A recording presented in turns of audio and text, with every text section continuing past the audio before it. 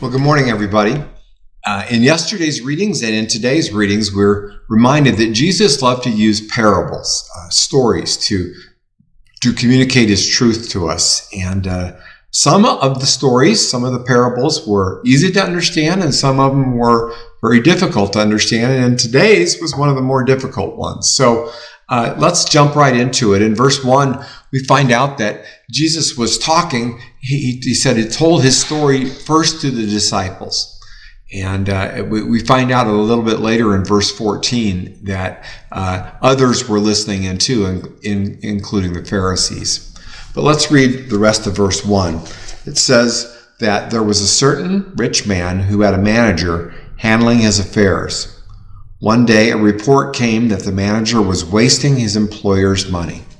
Now, it's probable that at least some of those listening on to Jesus were rich people too, and they might have had managers handling their affairs, and they might have thought, "Hey, maybe my manager is mishandling my affairs too."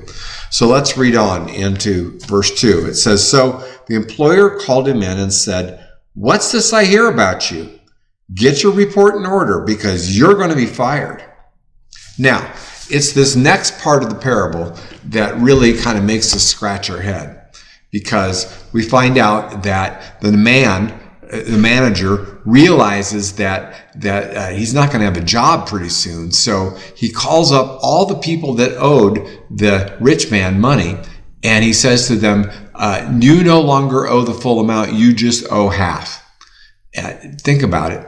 Now, all the rich guys' debtors were indebted to this manager because he had helped them, and surely they will help him when he's lost his job.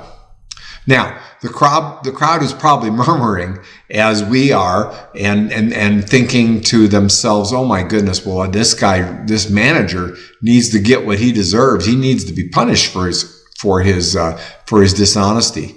And certainly Jesus had their attention at this point, and then Jesus finishes the parable, and they continue to scratch their head, because at first glance Jesus seems to be commending the dishonest manager.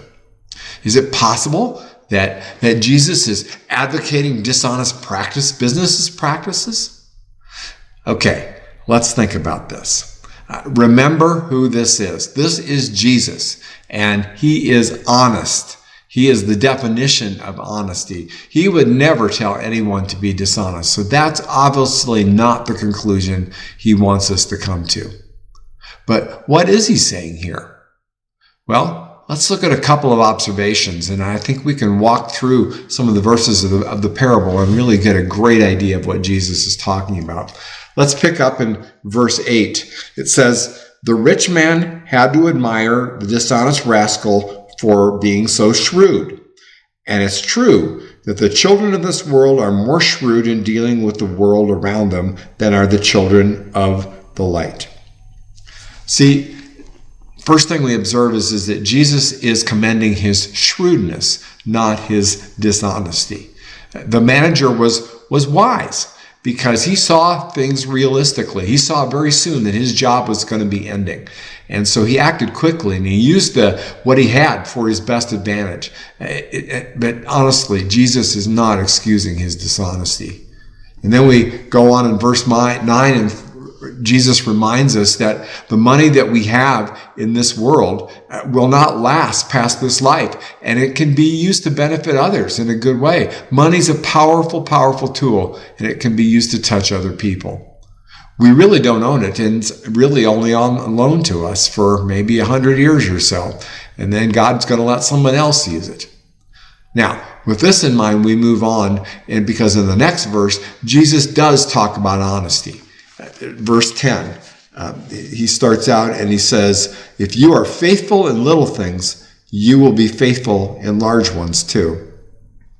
I think Jesus is telling us is that money is a real test of our true devotion. Few things test our faith and our maturity and more, or our true priorities, more than how we deal with money.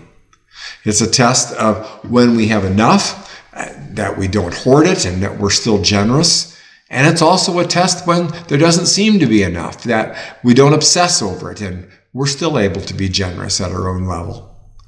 And Jesus closes with these famous words. He says, you cannot serve both God and money. Now notice he doesn't say it's hard to serve both God and money. No, he says you can't do it. It's impossible. You'll always serve one or the other. We can't serve both, even though we try really hard. In verse 14, Luke goes on and tells us that the Pharisees were listening in, and he says the Pharisees who dearly loved their money heard all this and scoffed at him. So here's the call to all of us. There are so many ways that God has called us to use the money he's first loaned to us for good. But he says, don't love it and don't trust in it. And certainly don't try to keep score with it. Instead, he said, give it generously, save it wisely, spend it carefully. And it's our choice. And don't be like the Pharisees. He says, so today, who will you and I serve? Will we serve God or will we serve money? I'm going to choose God. I'm going to do my best every day, and I'm sure you are too. But it's a tough choice, and it's a daily battle. So we just pray that God would give us the strength to have our eyes wide open to what the real choices are. And the Apostle Paul later in Philippians tells us, he said, everything else is garbage in comparison to knowing Jesus Christ is Lord. And I pray that would be our conclusion in our lives too. Have an amazing day. If these devotional videos are helpful to you, subscribe to our channel and click the notification button so you know when we post a new video. And of course, please share them with others.